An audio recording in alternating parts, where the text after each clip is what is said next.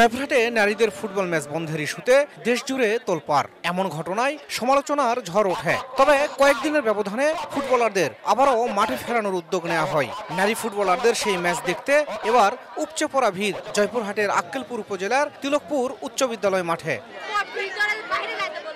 নানা আনুষ্ঠানিকতায় জয়পুরহাট ও ঢাকা জেলা নারী দলের মধ্যকার ম্যাচ মাঠে গড়ায়। তারুণ্যের উৎসব উপলক্ষে আয়োজিত এই ম্যাচে হাড্ডাহাড্ডি লড়াইয়ের পর জয়পুরহাট জেলা দল 1-0 গোলে ঢাকা জেলা দলকে হারায়। নানা নাটকীয়তার পর অবশেষে ম্যাচটি মাঠে গড়ানোই দারুণ উচ্ছ্বসিত খেলোয়াড়রা। আগামীতে মেয়েদের খেলাধুলায় যেন কোনো বাধা না আসে সেদিকে নজর দেওয়ার আহ্বান তাদের। নারী ফুটবলারদের এগিয়ে যাওয়ার পথে সহযোগিতা চান দর্শকরা।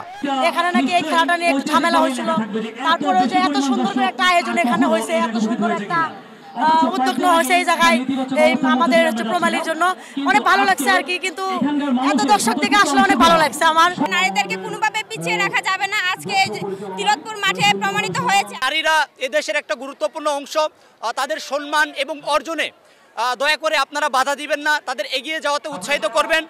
দেখলাম খুব সুন্দর সপুষ্টভাবে খেলাধুলাটা হয়েছে, তাতে আমরা তিলকপুরবাসীর পক্ষ থেকে তাদের আন্তরিক শুভেচ্ছা এবং অভিনন্দন। কিছুদিন আগে এই মাঠে একটা অপ্রীতিকর ঘটনা ঘটে গেছে, যে করে হয়েছে কিন্তু তার পূর্ণ আবৃত্তি যেন না হয়। আপনাদের কাছে একটাই চাওয়া, যেন এই খেলাগুলা কোথাও যেন বন্ধ না হয়। আপনারা এই মেসেজটাই দিয়ে দেবেন, কেননা নারীরা কিন্তু এই খেলাধুলার মাধ্যমে অনেকটা আগে আছে, যেন আরো আগে যেতে পারে।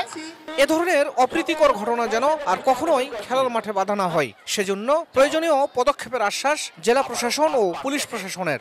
আমি মনে করি জয়পুরহাট জেলার ইতিহাসে এটি অন্যতম একটি ম্যাচ ছিল।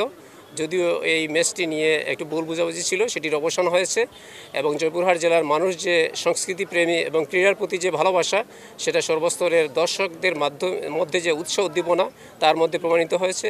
লাস্ট যে ঘটনাটি ঘটেছিল আসলে এটি হচ্ছে দুই দলেরই দুই পক্ষেরই কিছু ভুল বোঝাবুঝি থেকে একটা উত্তেজনাকর অবস্থা আসছিল, যেটি হয়তো তারা দুই গ্রুপই তাদের ভুল বুঝতে পেরেছে এবং তারা নিজেদের মধ্যে এটি সমাধান করে নিয়েছে। এই আতঙ্ক সৃষ্টি হয়েছিল, সেটাতে তারা দেশবাসীর কাছে এবং তিলকপুরবাসীর কাছে, জয়পুরহাটের সবার কাছে ক্ষমা চেয়েছে। এর আগে গেল 28 জানুয়ারি নারীদের ফুটবল ম্যাচ মাঠে গড়ানো নিয়ে স্থানীয় আলেম, মাদ্রাসার শিক্ষক শিক্ষার্থী ও মুসল্লিরা খেলার মাঠের টিনের বেড়া ভাঙচুর করেন। এ ঘটনায় দেশজুড়ে আলোচনা সমালোচনা ঝড় ওঠে। এরপর 5 সদস্যের তদন্ত কমিটি গঠন করে জেলা প্রশাসন। পরে প্রশাসনের কাছে দুঃখ প্রকাশ করেন অভিযুক্তরা।